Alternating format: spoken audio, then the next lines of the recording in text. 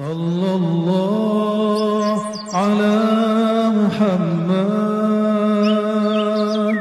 Sallallahu alaihi wasallam.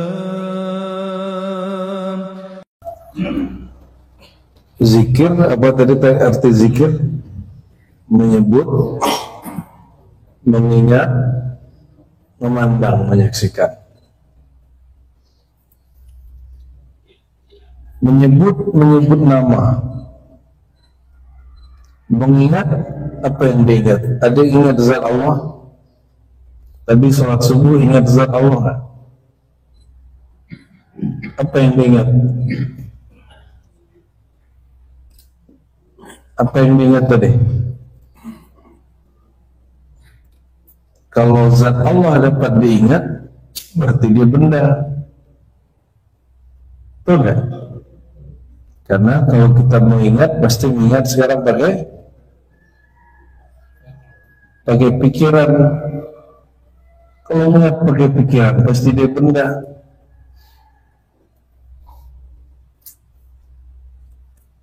Maka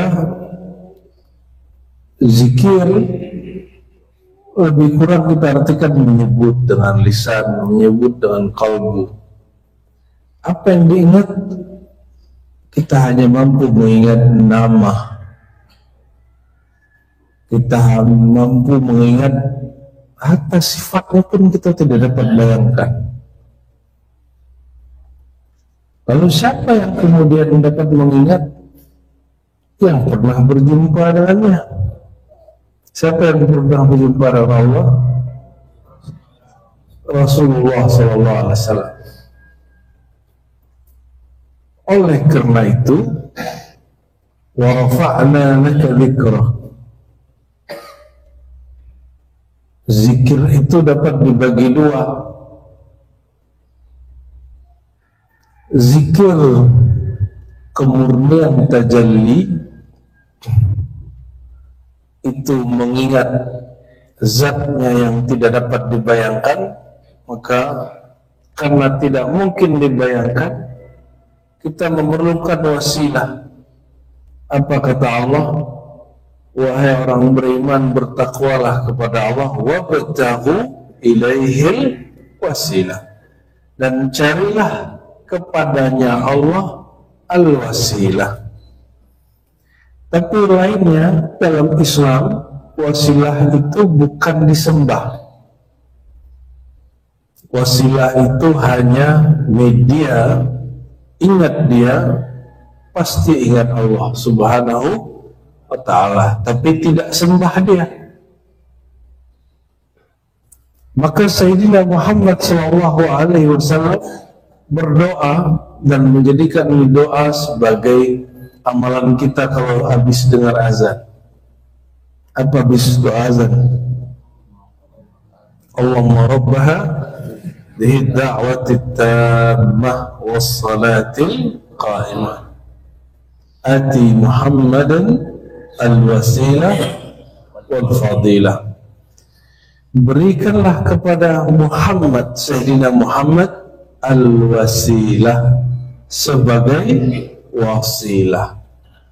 Apa arti wasilah? Wasilah di sini bukan wasilah yang disebutkan oleh orang-orang musyrik. Liqarribuna ilallahi zulfa, sebagai perantara menyembah, tapi dia hanya cara untuk mengingat. Ya. Oleh karenanya, zikir yang kedua bukan zikir kemurnian tajalli, tapi zikir nur mazahir. Apa zikir yang kedua? Zikir nur mazahir. Apa itu? Dalam hadis Bukhari, Sayyidina Muhammad SAW berkata, sallu kama ra'aitumuni usolli. Salatlah kamu sebagaimana kamu lihat aku salat. Jadi kalau salat bukan seperti aku salat, tapi sebagaimana engkau melihat aku. Jadi jangan angkat takbir kalau hati belum bersambung seakan memandangnya. Sudah memandang Nabi belum? Belum. Belum. Ada yang sudah jumpa Nabi? Jangankan jumpa Allah, jumpa Nabi pun belum. Itu sebabnya sholatnya tidak pernah khusyuk. Nabi sudah wafat. Ya, yang wafat itu sosok Muhammad bin Abdullah. Tapi Muhammad Rasulullahnya wafat gak? Yang wafat siapa? Sosok Muhammad bin, tapi sosok Nur Muhammad. Kalau sekarang begitu, karena kita tidak jumpa sosok Muhammad bin Abdullah, tapi kita masih diizinkan jumpa pewaris Muhammad Rasulullah. Siapa pewaris beliau? Al-ulama warasatul anbiya.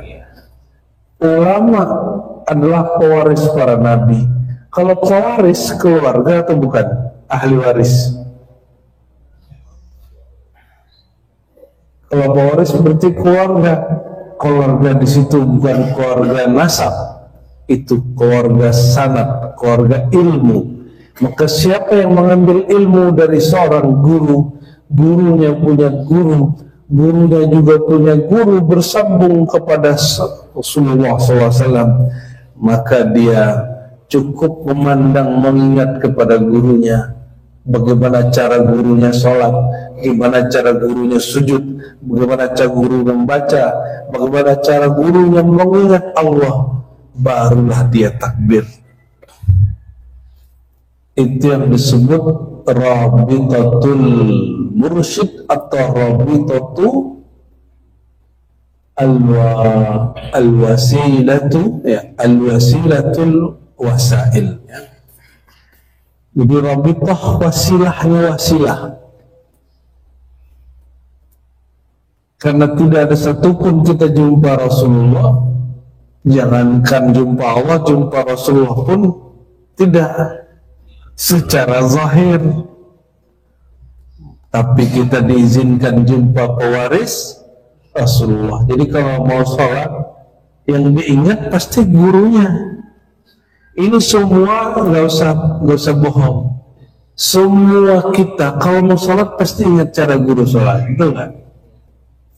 Bukan cara YouTube sholat atau cara buku sholat. Buku pernah sholat gak, Pak? Katanya nggak boleh ikut guru, boleh ikut buku. Buku Sahih Bukhari sholat gak? Kertas mana lah dia sholat. Mushaf Al-Quran sholat gak? Mushaf Al-Quran itu cuma lembaran tumpukan kertas-kertas. Yang sholat itu bernyawa, berjasad, berruh. Kalau buku tidak ada nyawanya, maka tidak dapat ditiru. Walaupun disebutkan ini hadis Sahih Bukhari dan Muslim, mesti ada guru yang punya nyawa, punya ruh, punya jasad. Dia contohkan cara sholat. Dan tiadalah orang mengajar Sahih Bukhari habis baca langsung bisa sholat, gak mungkin. Kenapa? Jangankan orang yang baca Sahih Bukhari, pengarang kitab Sahih Bukhari sendiri pun seorang manusia dan dia berguru. Dia menirukan cara guru sholat. Imam Bukhari itu punya guru namanya Al-Humaidi. Humaidi punya guru namanya Syafi'i. Sufyan bin Uyainah. Bersambunglah nanti kepada para tabi'in dan lain sebagainya sampai ke sahabat Nabi.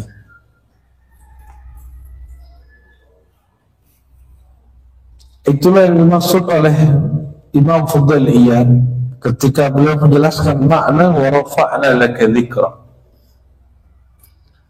Ini surat apa nih, wa rafa'na laka dzikra? Surat Alam Nasrah atau Al-Insyirah. Wa rafa'na laka dzikra, dan kami angkat bagi engkau ya Muhammad zikraka. Zikir menyebut namamu, mengingat sosokmu, mengisahkan ajaranmu. Maka beliau mengatakan faja'altu ay ma'nahu ja'altu zikraka min zikrihi. Artinya aku jadikan hai Muhammad mengingat engkau bagian dari mengingat aku, menyebut nama engkau bagian dari menyebut nama aku. Kenapa? Kalau bukan karena engkau itu umatmu, hambaku, tidak akan dapat mengenal siapa aku. Inilah perbedaan menyembah berhala, menyembah sekutu dengan berwasilah. Maka berwasilah hukumnya wajib. Berguru, menirukan cara guru, menirukan cara zikir guru, mengenal ilmunya guru, sehingga kemudian kita terkenang sang maha guru Sayyidina Muhammad sallallahu alaihi wasallam. Apa kata Nabi tadi? Sallu kama ra'aitumuni usolli. Salatlah kamu sebagaimana engkau melihat aku, sebagaimana engkau melihat memandang aku. Jadi sahabat-sahabat itu kalau mau sholat cukup dia ingat-ingat bagaimana cara Nabi sholat, lalu mereka sholat.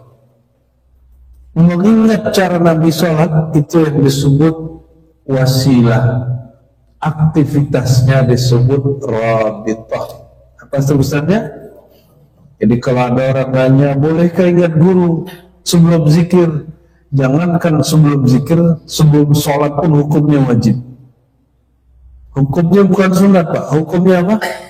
Wajib. Ini perintah dari Nabi. Sallu, salatlah engkau sebagaimana engkau melihat aku. Karena kita tidak melihat beliau, lihatlah orang yang punya ilmu, yang bersambung ilmunya kepada beliau. Jadi yang dilihat bukan orang bergelar doktor, bergelar MA, bergelar LC. Yang dilihat orang yang dia ilmunya bersilsilah bersanad kepada Rasulullah SAW. Terus tiba-tiba ada orang bergelar doktor, bergelar MA, bergelar LC, membatalkan cara sholat guru kita. Bapak Ibu ikut siapa?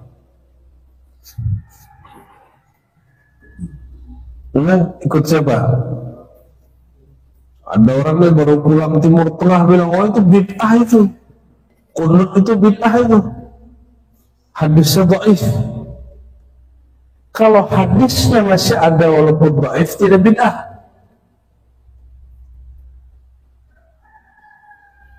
Imam yang berkunut, betul satu-satunya imam yang berkunut dari 4 imam, Imam Syafi'i.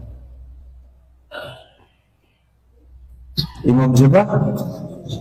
Imam Malik guru dia tidak berkunut. Abu Hanifah Hanafi tidak berkunut. Murid Imam Syafi'i Ahmad bin Hanbal tidak berkunut. Satu-satunya imam berkunut hanya Imam Syafi'i. Karena Imam Syafi'i pada riwayatnya Nabi senantiasa berkunut hatta faraqad dunya, sampai beliau berpisah nyawa dengan badan, berarti sampai mati. Tapi hadis ini didhaifkan oleh selain Imam Syafi'i. Masalahnya sahih tidak sahih itu ilmu pengetahuan atau wahyu. Apa arti sahih? Beritanya benar, berarti disebut hadis sahih.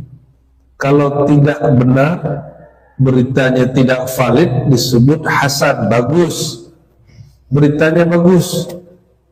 Kalau dia tidak benar, tidak bagus, berarti di bawahnya disebut lemah. Beritanya lemah. Ada beritanya tapi lemah. Kenapa beritanya lemah? pemberi informasinya kurang kuat. Imam Syafi'i berkata, "Idza sahhal hadis fa huwa madhhabi." Jika hadisnya sahih, itulah mazhabku. Imam Syafi'i sampai wafat beliau berkunut. Kenapa? Menurut beliau, hadis tentang berkunut sampai Nabi wafat itu hadisnya sahih, walaupun didhaifkan gurunya dan muridnya. Jadi yang dimaksud jika hadisnya sahih itu mazhabku, bukan sahih menurut bapak, bukan sahih menurut Syekh Fulan, sahih menurut Imam Syafi'i. Kenapa? Sahih itu ilmu pengetahuan, bukan wahyu. Kalau ilmu pengetahuan pasti berbeda-beda, lain imam, lain tokoh, lain ilmuwan, lain hasilnya. Tapi kalau wahyu satu. Ini kena bahas witir, inti sholatnya lupa. Imam kunut, kita tunjukin benar. Aku tidak kunut. Wah, tunjukin ke orang. Seakan-akan sholat dia lebih sahih daripada sholatnya imam. Itu nggak baik. Kalau tidak kunut, tidak usah berniat begitu. Cukup katakan, yang aku tahu guruku tidak berkunut. Sudah, nggak ada masalah. Jangan kemudian merasa sholatnya lebih sahih, lebih benar daripada sholat orang lain, karena itu bab tentang apa? Keilmuan, bukan wahyu. Yang wahyu itu perintah melaksanakan sholatnya. Aqimis salata lidzikri, dirikanlah, lakukanlah, usahakanlah melaksanakan sholat. Apa hakikat sholat? Lidzikri, untuk ingat kepada aku. Maka zikrullah, mengingat Allah, disebut apa? Hakikat sholat. Syariatnya sholat mulai dari niat takbir sampai assalamualaikum, itu syariat sholat. Kalau sudah sampai di hakikat, syariat masih dipakai tidak? Gimana Pak? Selama masih ada akal, badan, pikiran, dan semua ini, maka ada wajib. Tapi kalau sudah sampai di hakikat, apa yang disebut hakikat? Yang dapat ingat Allah siapa tadi? Yang boleh ingat kita orang jumpa kita. Yang boleh ingat Allah siapa? Allah, jumpa Allah. Satu-satunya makhluk yang boleh jumpa Allah di alam semesta ini cuma Nabi Muhammad SAW. Tapi sebelum ditiup menjadi makhluk, menjadi tubuh manusia, roh kita yang ditiupkan pernah berjumpa dengan Allah. Allah berkalam, alastu birabbikum, bukankah aku ini Rabbmu, penciptamu? Bukankah aku Rabb ini pemilikmu? Semua arwah jawab, qalu bala syahidna, betul ya Allah, kami menyaksikan. Pertanyaannya, Bapak Ibu ingat nggak tuh? Ada yang ingat tuh? Kalau kita ingat, itulah yang disebut mati sebelum mati. Hanya orang sudah mati jasadnya, mati akal pikirannya, barulah ruhnya ingat. Ini hijab semua ini tubuh ini hijab, akal ini hijab, pikiran ini hijab. Ini kipas anginnya boleh dimatiin Pak? Ya. Mau bersin tapi nggak jadi bersin ini. Sedih sekali itu.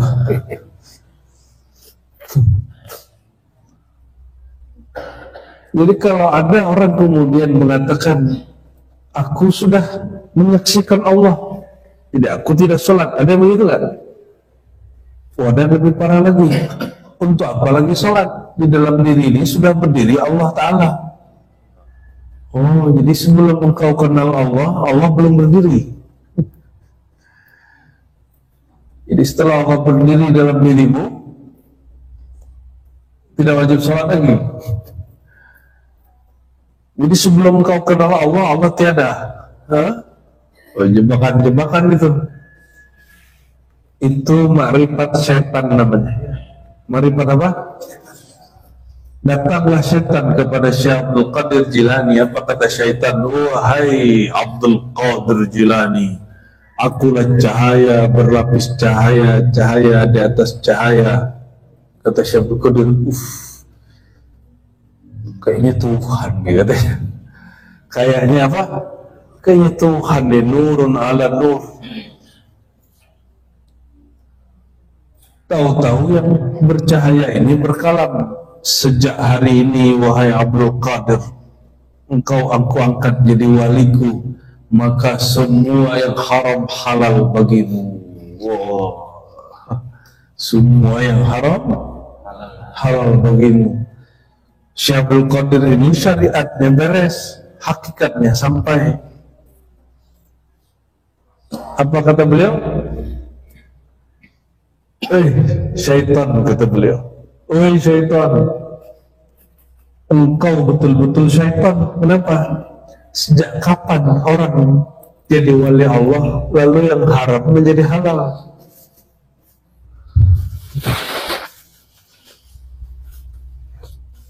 Kita balik, ya? Kita teruskan kepada orang-orang yang mengatakan tidak perlu lagi sholat. Setan, gitu ya. Sejak kapan orang sudah sampai pada hakikat zikrullah tidak wajib sholat lagi? Setan, gitu Pak panggilnya, yang kencang benar dia. Kalau dia marah bilang, loh, berarti benar kamu setan. Kalau dia marah Pak, kalau dia tidak marah, kita katakan aku marah ke setan yang ada di badanmu. Ya, tapi kalau dia marah, oh benarlah kau setan, ya. Karena syaitan itu ya jadi majrad dam, mengalir pada semua pembuluh darah. Dia berkalam. Apa kalamnya? Allah itu sudah nyata dalam diriku, maka tidak perlu sholat lagi. Itu kita, syaitan gitu. Panggil setan yang mengalir di lidahnya itu. Tapi kalau dia yang tersinggung, Pak, alhamdulillah, berarti kita ketemu setan insani, setan basyari, setan berwujud manusia. Kata Allah Ta'ala, minal jinnati wan nas, bahwa setan bernama Khannas, dia kadang berwujud jin, kadang berwujud manusia. Dia marah nih ya, biasa di warung-warung Pak, begitu Pak, sama di majelis-majelis yang gak jelas, ya, majelis-majelis tidak bersanad, majelis-majelis yang tidak berguru kepada orang yang bersilsilah kepada Rasulullah SAW. Saya tantang kalian ya, buktikan kebenaran itu. Ini kita sudah nggak ada ampun lagi, karena asbab mereka orang tidak mau belajar tasawuf. Ya, buktikan kebenaran persaksianmu bahwa engkau sebenarnya tidak menyaksikan apa-apa. Tidak menyaksikan apa-apa, itu hanya mainan akal dia aja, hanya analog akalnya, ya, hanya kias akalnya, hanya pengandaian angan-angannya. Yang dia sembah sebenarnya angan-angan dia sendiri, angan-angan dia bahwa Tuhan berdiri pada dirinya, angan-angan dia bahwa dirinya tiada, Allah Maha Ada. Allah ada dan tiada itu bukan masalah angan-angan, itu masalah akidah, ya, bukan masalah andai berandai, tanya bertanya. Jadi kita sudah gak ada ampun lagi nih sama orang-orang yang mengatasnamakan kajian ma'rifat tapi berujung kepada mengingkari syariat. Bapak ma'rifat di kalangan aulia namanya Syekh Abdul Qadir Jilani. Syekh Abdul Qadir Jilani mengatakan, hai syaitan, betul engkau ini syaitan. Apa jawaban cahaya tadi? Hei Syekh Abdul Qadir Jilani, Sungguh hebatlah engkau selamat dari godaanku karena ilmu engkau. Ini jebakan berikut gak? Engkau selamat dari ilmu daripada godaanku karena ilmu engkau. Oh, kalau wali-wali standar sudah tersesat lagi, Pak. Tidak tersesat dengan pertama, tersesat dengan yang kedua. Akhirnya asbab ini seorang mursyid, asbab ini ngaji zikir ini, ngaji marifat ini, ngaji tarekat ini, ngaji kitab ini, aku selamat. Oh, kena juga dia. Jadi ada syaitan yang masuk kepada alam hakikat seseorang, nggak tembus dia pakai alam ilmu seseorang, sehingga dia merasa dan merasa, ya. Itu baru dua kisah. Kisah yang lain datang lagi syaitan kepada Syekh Abdul Qadir Jilani. Jarang dibahasakan orang, ini ada kisahnya juga di kitab. Nyamar jadi Tuhan. Apa kata Tuhan yang sebenarnya iblis ini? Wahai Syekh Abdul Qadir Jilani, sekarang imanmu lebih berat daripada iman seluruh umat manusia selain Rasulullah. Wah, ini pintar juga nih. Selain Rasulullah. Selain Rasulullah siapa, Pak? Abu Bakar masuk gak? Umar masuk? Utsman masuk? Ali masuk? Kata Syekh Abdul Qadir Jilani, kau ini pasti syaitan lagi nih, ya. Selain Rasulullah masih ada Abu Bakar, masih ada Umar, masih ada Utsman, masih ada Ali. Jadi kalau ngaji hakikatnya, akidahnya harus betul-betul benar.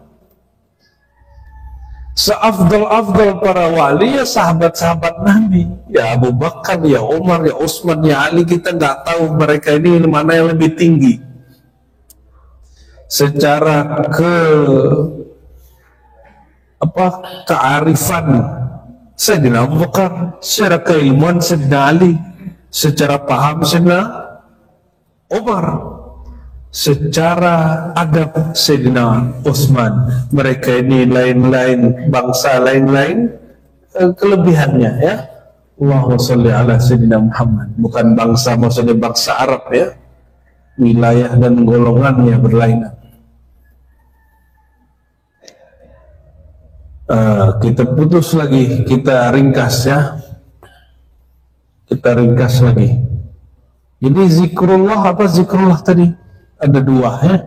Zikir kemurnian tajalli kita tidak sanggup, kecuali akal Bapak hilang, tubuh Bapak melayang, tersisalah nyawa dan ruh. Nyawa pun hilang, tersisalah nyawa.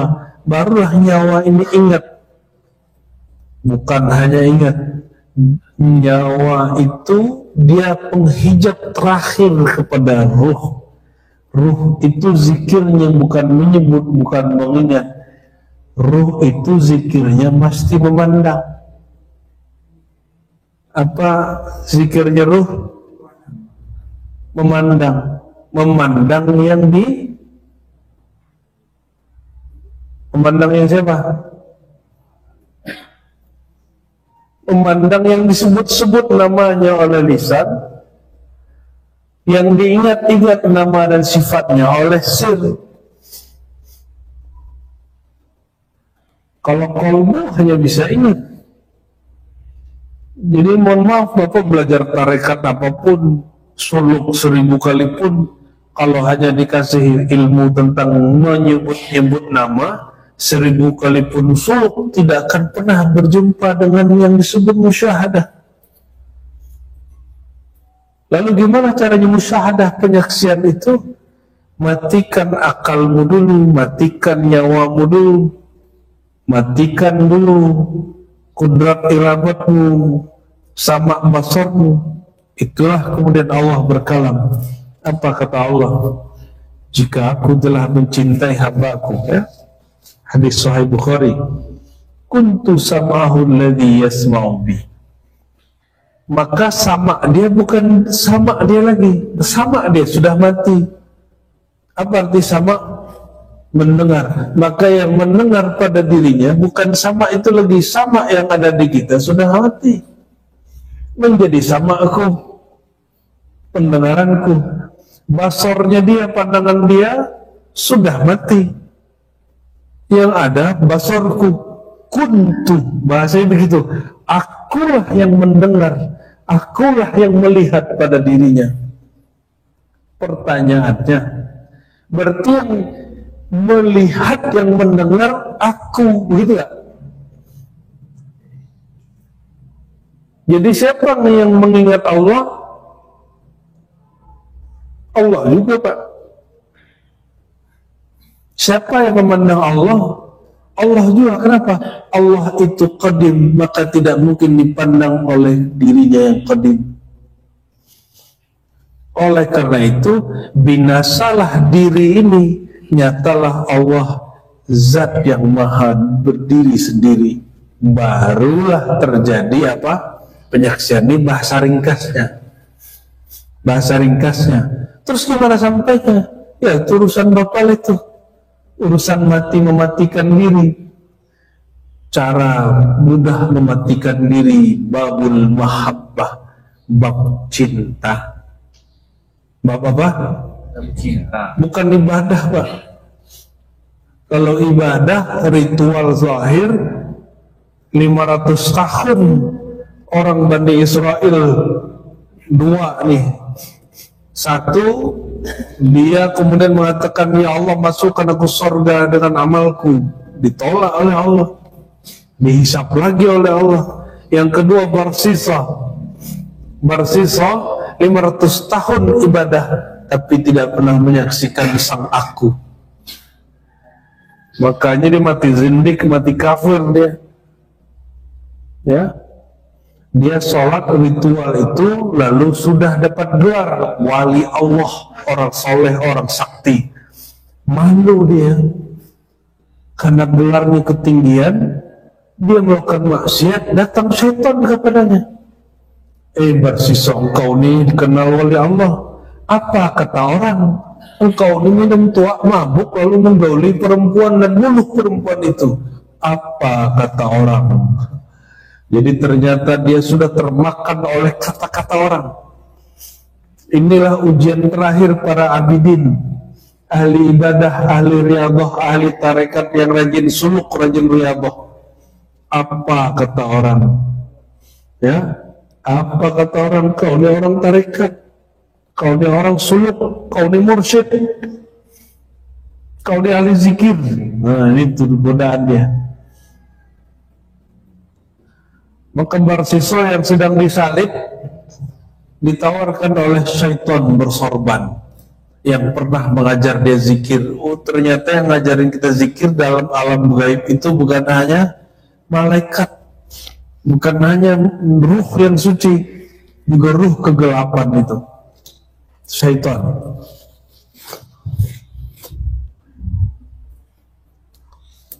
Apa kata dia? Barsiso, kalau engkau tidak aku selamatkan, apa kata orang? Wali besar, orang soleh yang penuh sakti, bermaksiat, minum toa, berzina, dan bunuh orang yang digaulinya. Iya juga nih, ya. Kalau gitu maukah engkau selamat? Kata Barisoton itu karena dia sudah kemakan syirik khafi. Syirik khafi itu apa kata orang? Masih begitu nggak beramal, Pak? Pengurus masjid kalau masih begitu syirik semua itu. Ya, mulai tinggalkan itu. Apa kata orang? Kita ini pengurus tapi nggak hadir kerja bakti, gotong royong. Apa kata orang? Aku ini pengurus masjid tapi tidak hadir subuh. Kalau masih kata orang nggak enak, kata orang itu syirik khafi. Nyembah Allahnya nggak serius, nyembah Allahnya tidak serius, tidak sungguh-sungguh. Syirik khafi, kata Allah nanti apa? Engkau tidak sembah aku, engkau sembah dirimu sendiri. Engkau sembah kata-kata orang. Barsiso termakan itu. Apa kata Barsiso? Ya sudah. Terus aku harus buat apa? Masuklah di itu. Kata syaitan yang bersorban, kalau begitu aku lepaskan engkau tapi sujud kepadaku sekali saja. Betul, dilepaskan, dia sujud. Di saat sujud nyawanya berpulang. Di saat itulah dia mati kafir, ya, mati syirik. Ini salah satu riwayat tentang bersisa. Terlepas dari itu Bapak Ibu yang bukan Allah, maka zikir kita yang kemurnian itu ini banyak disalahpahami oleh setan-setan bertubuh manusia. Setan-setan bertubuh manusia. Debat dengan orang-orang begitu gampang sekali, ya, nggak ribet debat sama orang begitu. Yang sok-sok merasa diri sudah fana pada Tuhan lalu menggugurkan kewajiban sebagai hamba, itu mudah sekali. Ulang-ulang aja kalimat tadi, ya. Dan yang terakhir tadi apa? Zikir. Yang kedua tadi apa? Nur mazhar, nur mazahir. Apa itu? Zahirnya badan ikut cara guru, hakikatnya diri ikut kepada cara kolbiah beliau, tapi beliau tidak wajibkan itu. Sehingga Imam Nawawi mengatakan, Nabi tidak perintahkan sholatlah seperti aku sholat. Yang diperintahkan, sholatlah sebagaimana engkau melihat aku. Kalau seperti Rasul sholat, ada yang sanggup gak? Ada yang sanggup Pak? Ya. Hari ini banyak sekali nih aliran merasa sholatnya sudah seperti sholat Rasulullah. Ya, dikira dengan pakai celana tertentu, pakai kopiah tertentu, sorban tertentu, baju tertentu sudah sholat seperti Rasulullah. Enggak begitu. Lebih sunnah pakai kopiah ini, bukan kopiah hitam ini, merah itu. Nggak ada yang sunnah Pak. Enggak, mana pernah Nabi pakai kopiah putih. Apa tuh kopiah begitu Pak? Yang nggak jelas sanadnya itu, ya. Enggak, bukan ini cuma bab adab. Ini hanya bab adab. Bukan masalah ini kopiah saya ini lebih sunnah dari kopiah yang apa itu motif-motif itu, enggak. Apalagi yang dari gambar-gambar Ka'bah ini, bid'ah ini Pak. Ya, Ka'bah itu disembah atau diingat atau tidak sama sekali? Perlu nggak ingat Ka'bah sebelum sholat? Perlu nggak ingat Ka'bah sebelum sholat? Ya? Apa hukumnya ingat Ka'bah sebelum sholat, dalam sholat dan setelah sholat? Saya mau tanya, Ka'bah yang sekarang sama nggak dengan Ka'bah yang dulu Nabi buat? Tempatnya sama, tapi bangunannya sama nggak? Maka tidak perlu ingat bangunan Ka'bah. Yang diingat itu Nabi mengarah ke arah itu.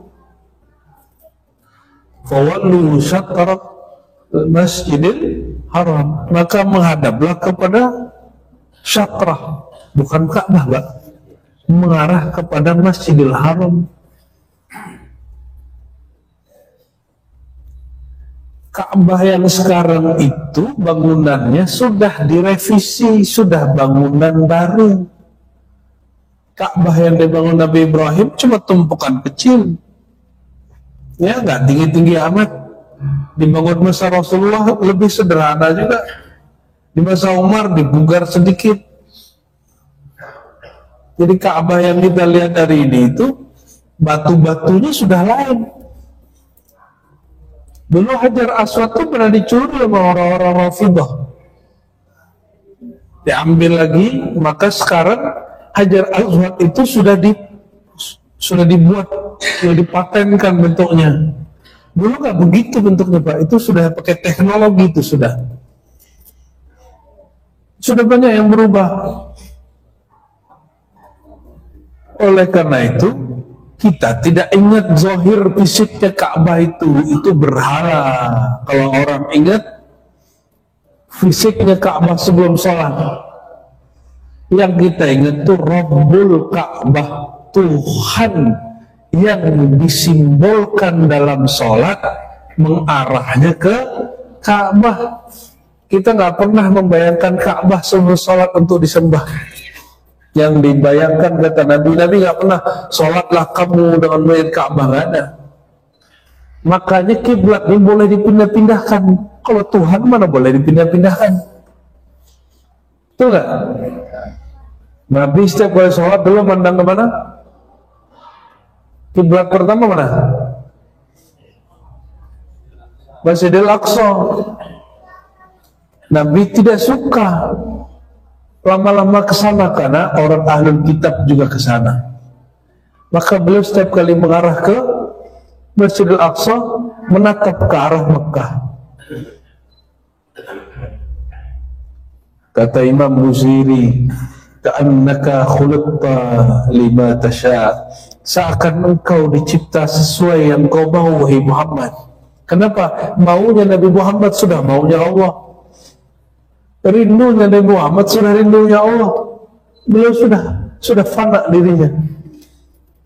Maka ketika beliau mengarah kepada Ka'bah, Allah tunaikan itu. Dipindahlah Ka'bah dari Masjidil Aqsa ke Al-Masjidil Haram. Kalau itu Tuhan, masa Tuhan dipindah-pindah, Pak? Ya, jadi kiblat itu bukan Tuhan. Kiblat itu cuma arah badan. Hanya apa? Arah badan. Ini juga boleh konsen ya. Dan ada makanan di luar nih. Saudara ya, barangkali itu semoga Allah berkahi kita. Belajar sholat itu tidak hanya belajar sunnah bid'ah. Belajarlah arah kolbu kemana, arah badan kemana. Tapi yang paling penting adalah arah rohani kita kepada Allah yang tidak berarah, tidak bertempat. Namun kita perlu contoh. Contoh itulah yang jadi rabitoh, pengikat rohani kita, yaitu Rasulullah. Karena tidak jumpa Rasulullah, maka ikatlah rohani dengan pewaris Rasulullah SAW. Subhanallah, mika syabal la ilaha illa anta. Sallallahu alaihi wasallam. Muhammad. Assalamualaikum warahmatullahi wabarakatuh.